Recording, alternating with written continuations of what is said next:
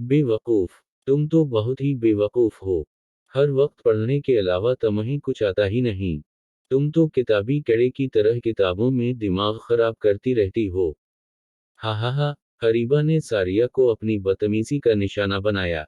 सारिया क्लास की संजीदा तरीन और अव्वल नंबर पर आने वाली तालिबा थी, जो फालतू वक्त बर्बाद करने के बजाय इसे पढ़ने में सिर्फ करती।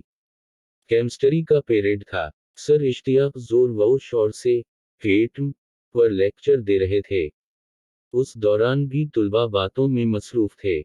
मारिया और आमना एक दूसरे की किताबों पर साइंसदानों की दाढ़ी मूंछें बनाने में मसरूफ थीं।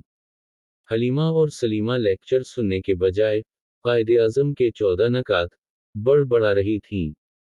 अलीना का ध्यान खाने की तरफ था। बाकी सब सरगोशियों में दुनिया जहान की बातों में लगे हुए थे।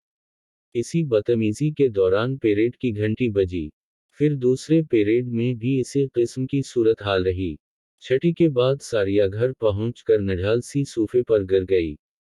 अम्मी बोली, सारिया बेटा, क्या हवा खाना तो खा लो। सारिया गुस्से से बोली, अम्मी, मैं कल से स्कूल नहीं जाऊंगी।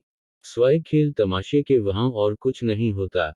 इतना शोर होता है कि मस की कोई बात समझ में नहीं आती। अब मैंने फैसला कर लिया है कि मैं स्कूल नहीं जाऊंगी। सारिया रोते हुए अपने कमरे में चली गई और धड़ाम से दरवाजा बंद कर लिया।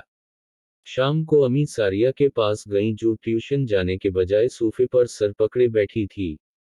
अम्मी ने समझाते हुए कहा, दूसरों की हरकतों और लापरवाहियों की वजह से तुम खुद अपना नुकसान कर लोगी।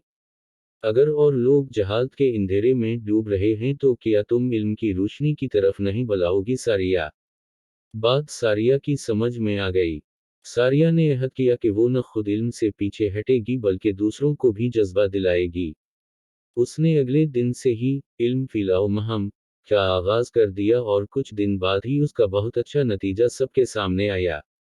सारिया की जमात की तालिब इल्मों का सालाना इम्तिहान में अच्छी कारकर्दगी का मुजाहिरा एक रोशन सितारे की तरह चमक रहा था।